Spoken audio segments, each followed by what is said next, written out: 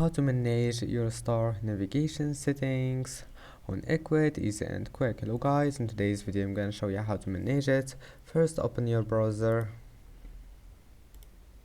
and now once you're here, click design and then scroll down, scroll until you find navigation, and that's it. Here you can manage anything you want, and that's it.